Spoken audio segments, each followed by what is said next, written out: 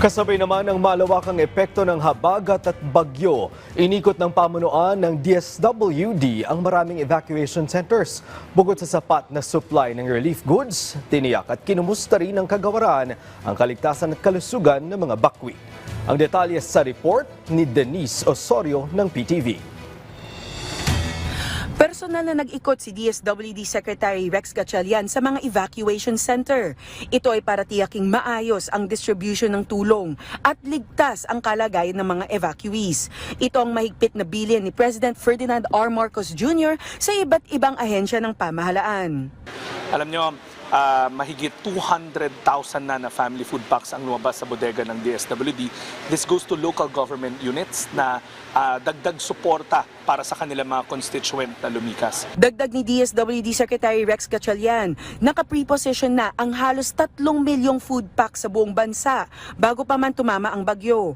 Kasama sa nabigyan ng tulong ang senior citizen at solo parent na si Nanay Carmencita na taga-barangay 164 ng Caloocan. Meron siyang anak na PWD.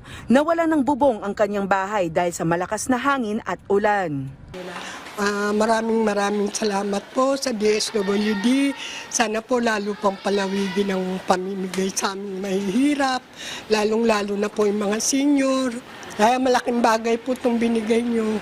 Pag may ayuda po, kahit papano pumipila naman po kami. Tiyaga-tiyaga lang po.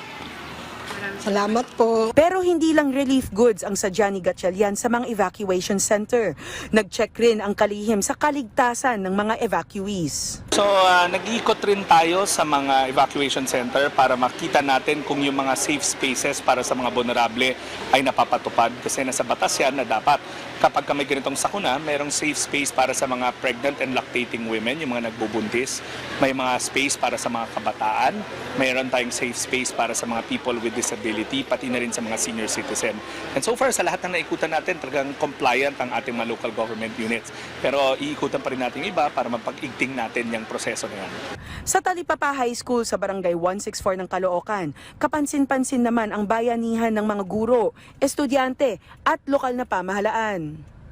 So kami po dito po sa Talipapa High School, gumagawa po kami, nag-organize po yung faculty club namin ng mga pwedeng tulong na ibigay sa mga estudyante natin as well as dun sa mga families nila. Siyempre yung SSLG officers din po natin, gumagawa din po sila ng donation drive para maipaabot po yung mga tulong na kakailanganin nila. Isa si Joshua sa mga gurong tumutugon sa mga pangangailangan ng mga estudyanteng nasalanta ng bagyo. Binaha ng lagpas tao ang kanyang bahay, pero inisip pa rin niya ang kapakanan ng mga mag-aaral. Siyempre po, number one, mag-a-adjust po tayo bilang mga teachers. Mag-a-adjust po tayo para dun po sa mga estudyante natin na talagang kailangan pa pong ayusin yung kanilang mga bahay. Especially doon sa mga students natin na wala nang mga gamit dahil inaanod na ng baha. So mag-a-adjust po tayo and at the same time, mag-extend po tayo ng help para sa kanila. Para sa Integrated State Media, Denise Osorio ng PTV.